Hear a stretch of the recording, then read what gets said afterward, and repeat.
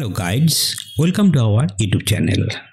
আজকে আমি তোমাদের সামনে আগামী সপ্তাহে অর্থাৎ আগামীকাল সোমবার থেকে নিফটি কি পজিশনে আসতে পারে, অর্থাৎ মার্কেটের কি কন্ডিশন হতে পারে সেই ভিউটা দেখানোর চেষ্টা করব।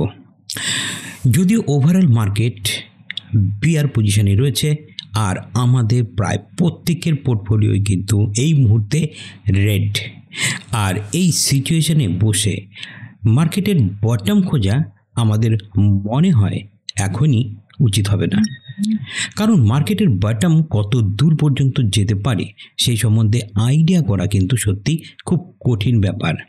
মার্কেট যখন বিয়ার কন্ডিশনে রয়েছে তখন আমরা বিয়ার হয়ে কাজ করব, মার্কেট যখন বুল হবে তখন আমরা বুল হয়ে কাজ করব। মার্কেটে বিয়ার এবং বুল এই দুইয়ের অ্যাক্টিভিটির ওপরেই নির্ভর করে মার্কেট। তো মার্কেটে বিয়ার থাকবেই, মার্কেটে বুল থাকবেই। মার্কেটে বিয়ার এবং বুলের পজিশন কি, অর্থাৎ কে সবচাইতে বেশি ভালো পজিশনে রয়েছে এই মুহূর্তে দাঁড়িয়ে, সেটা খোঁজাটাই হলো সবচাইতে বড় কাজ। আপনাদের অনেকেরই ভিডিও দেখেছেন যেখানে বলছে যে এফআইআই সেলিং কন্টিনিউয়াস পরিমাণে চলছে জন্যই মার্কেট এই মুহূর্তে এই ক্র্যাশ চলছে। আর এফআইআইয়ের এই ডেটা আমি আপনাদের সামনে একটু তুলে ধরবো আজকের ভিডিওতেই। তার আগে আমরা দেখব যে নিফটির এই মুহূর্তের লেভেল কি। তো চলুন নিফটির লেভেলে যাই। তো এর জন্য আমি সবার প্রথমে আমাদের ব্রাউজারে গিয়ে নিফটিকে খোলার জন্য আমি ফায়ারসের টার্মিনালটি খুলছি। এখানে এসে আমি নিফটিকে সবার প্রথমে সার্চ করি। কেমন, নিফটি ইন্ডাইসেস, এটা ডেলি চার্ট। নিফটি ইন্ডাইসেস ক্ষেত্রে আমরা এই মুহূর্তে যা দেখতে পাচ্ছি তা সত্যি খুবই ভয়ঙ্কর। আমি এইখানে স্ক্রিনটাকে আরও বড় করে নিলাম, আর এই মুহূর্তে দেখুন নিফটির, আমি কিন্তু বেশ কিছুদিন আগে আপনাদের জন্য একটা ভিডিও তৈরি করেছিলাম যেখানে আমি আপনাদেরকে দেখিয়েছিলাম যে নিফটির বটম হওয়ার সম্ভাবনা কোন জায়গায়, বা নিফটির লেভেলটা কতটা নিচে আসার সম্ভাবনা রয়েছে।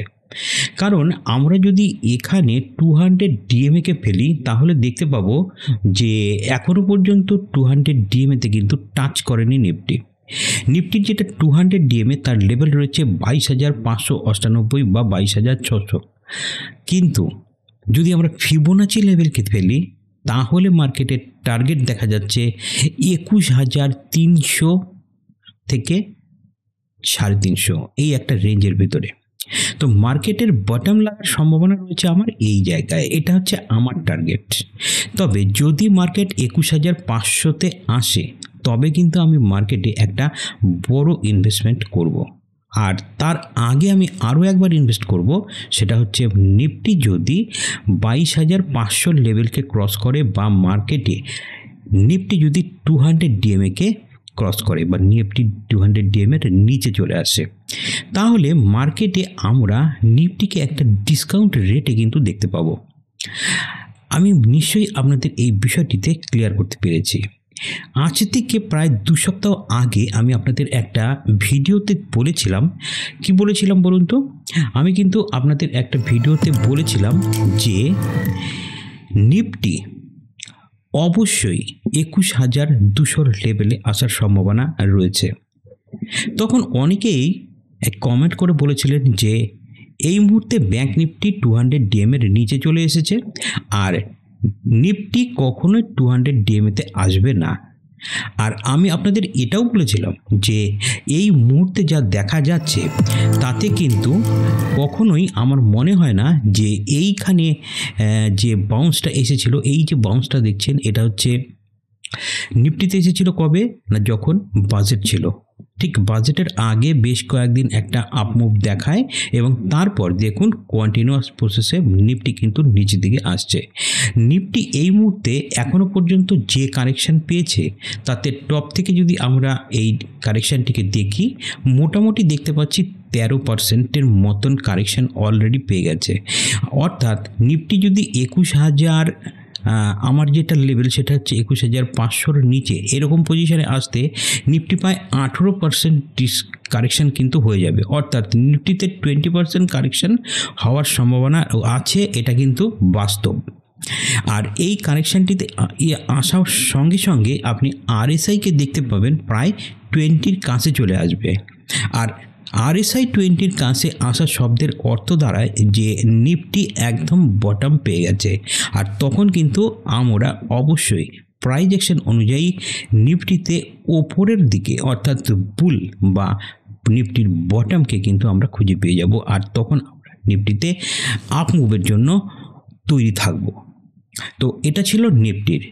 কিন্তু আপনাদেরকে এটাও বলি যে আগামী 1 মাস পর্যন্ত নিফটির কিছুটা পরিমাণ হয়তো ওপরের দিকে যাবে, তাও সেটা আগামী 15 দিনের মধ্যে আমার চান্স নেই।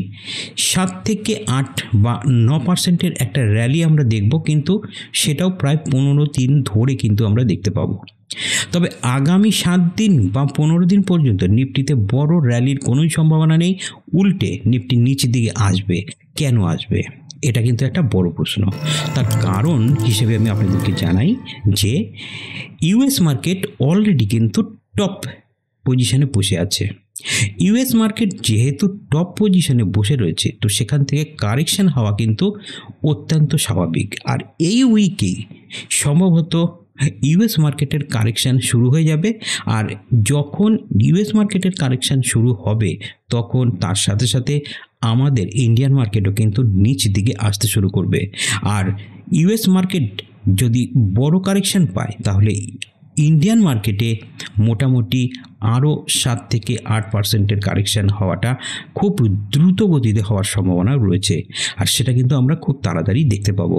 তার মানে যেটা দাঁড়াচ্ছে, আমরা এতদিন পর্যন্ত যে কারেকশানটি পেয়েছি সেটা হচ্ছে আমাদের নিজেদের মার্কেটের জন্য। আমরা এতদিন পর্যন্ত এই যে কারেকশানগুলো পেয়েছি এখানে, এটা হচ্ছে আমাদের নিজেদের মার্কেটের ডাউনফলের জন্য। কিন্তু এরপরে আমরা যে এখান থেকে যে আরও কারেকশান দেখব, সেই কারেকশানটা কিসের জন্য বলুন তো? সেই কারেকশানটা আসবে ইউএস মার্কেট ডাউনফলের জন্য।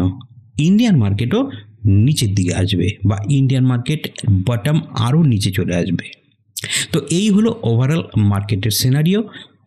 এইভাবেই কিন্তু আমাদেরকে আগামী 2টি উইকে কাজ করতে হবে।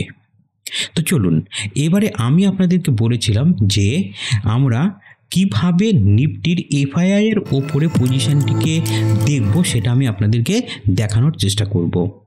তো চলুন আপনাদেরকে দেখাই যে নিফটিতে কিভাবে আমরা এই সমস্ত কিছু ঠিকঠাক ব্রেনকে কুল রেখে আমাদের পোর্টফোলিও ডাউন হয়ে যাচ্ছে দিকেও নিজেদের মাথাকে ঠান্ডা রেখে আমরা আর একটা জিনিসের দিকে নজর রাখবো, সেটা হচ্ছে এফআইআই সেলিং।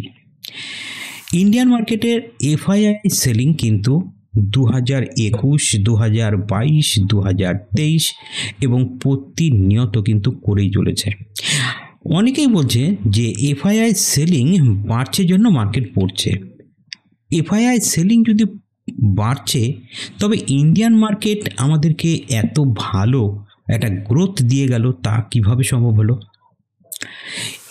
এফআইআই যে মার্কেট থেকে তাদের মানিকে পুল আউট করছে, এটা কিন্তু একদম সত্যি কথা। এটা দেখানোর জন্য চলুন আমি আপনাদেরকে একটা জিনিস দেখাই। সেটা হচ্ছে আমি এর জন্য একটা TX3 অ্যাপ এখানে লগ ইন করবো। ফটাফট লগ ইনটা করে নিই। এটা হচ্ছে TX3 টার্মিনাল। এখানে যদি আপনারা অ্যাকাউন্ট খুলতে চান তাহলে অবশ্যই খুলবেন। এটা কিন্তু ফুল ব্রোকারের অ্যাপ। এখানে আমরা বেশ কিছু জিনিস ফ্রিতে পেয়ে যাই, যা আমরা অনেক ব্রোকার টার্মিনালে কিন্তু পাই না। তো চলুন এখানে আমরা মার্কেট স্ট্যাটাস থেকে যদি এখান থেকে অপশান দেখুন এখানে রয়েছে FII and DI follows. FII and DI এর যদি আমরা দেখি তাহলে আমরা দেখতে পাচ্ছি, দেখুন এফআইআই বিগত দিনগুলিতে 31 তারিখ থেকে এখানে ডেটা দেখাচ্ছে, দেখুন কন্টিনিউয়াসলি কিন্তু সেলিং করেই চলেছে। এফআইআই ডাউন করেই যাচ্ছে, ডিআইআই বাই করেই চলেছে। এফআইআই এর সামান্যতম বাই রয়েছে কিন্তু অপশান এবং ফিউচারে। সেই তুলনায় এফআইআই প্রচুর পরিমাণে সেল করে চলেছে। আরও একটা জিনিস যদি আমরা দেখি যে ইয়ারলিতে যদি আমরা যাই তাহলে দেখতে পাচ্ছি 2024 সালে 30,02,435 এত টাকার কিন্তু সেল করেছে এফআইআই, ক্যাশ মার্কেটে তারা সেল করে দিয়েছে। তাহলে 2024 সালে এত টাকা সেল করার সত্ত্বেও তো মার্কেট উপরের দিকে যাচ্ছিল।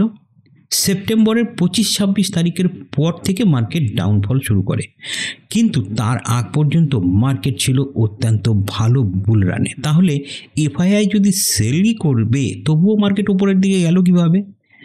এই জিনিসটা কিন্তু আমাদেরকে অবশ্যই চিন্তা করার রয়েছে। অর্থাৎ এফআইআই ভারতবর্ষে প্রায় 900 বিলিয়ন অ্যামাউন্ট ঢুকিয়ে রেখেছে। তো তারা যদি সব টাকা বের করে নিত তাহলে ইন্ডিয়ান মার্কেটের অবস্থা আজকে কোথায় যেত সেটা কল্পনার বাইরে। তাই এফআইআই টাকা সামান্য পরিমাণে তুলে নিল এই ভয় পেয়ে মার্কেটে প্যানিক সৃষ্টি না করে বা মার্কেটকে প্যানিক চোখে না দেখে আমরা আমাদের এই বিয়ার মার্কেটে স্ট্র্যাটেজি বিল্ড করে বাইং করা উচিত এবং এই মার্কেট থেকেও আমরা প্রফিট জেনারেট করতে পারবো এমন কোনো স্ট্র্যাটেজিকে নিয়ে চিন্তাভাবনা করা উচিত। তো বন্ধুরা, আশা করি তোমরা বুঝতেই পারছো যে আমি অ্যাকচুয়ালি কি বলতে চাচ্ছি। আগামী 2 সপ্তাহ মার্কেট আরও ডাউনে আসবে, সম্ভবত 22,000-এর লেভেলে নিচে চলে আসার সম্ভাবনাও রয়েছে।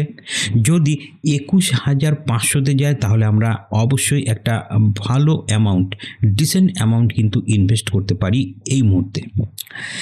এই প্ল্যানিংয়ের সঙ্গে আমরা থাকব। আর আমাদেরকে ইউএস মার্কেটের উপরে নজর রাখতে হবে। ইউএস মার্কেট যদি নিচের দিকে আসে তাহলে আমরা চোখ বন্ধ করে আমাদের পোর্টফোলিওতে যা আছে তার শর্ট সেল করে কিন্তু আমরা মুনাফা ঘরে তুলতে পারি। তো এটাই ছিল আজকের ভিডিওর মূল বক্তব্য। ভিডিওটি যদি তোমাদের একটুকু ইনফরমেটিভ বলে মনে হয় তাহলে অবশ্যই ভিডিওটিকে একটা লাইক করো, শেয়ার করো। আমাদের চ্যানেলের সঙ্গে থাকার জন্য যদি এখনও সাবস্ক্রাইব না করে থাকো অবশ্যই সাবস্ক্রাইব করো। দেখা হচ্ছে নতুন ভিডিওতে।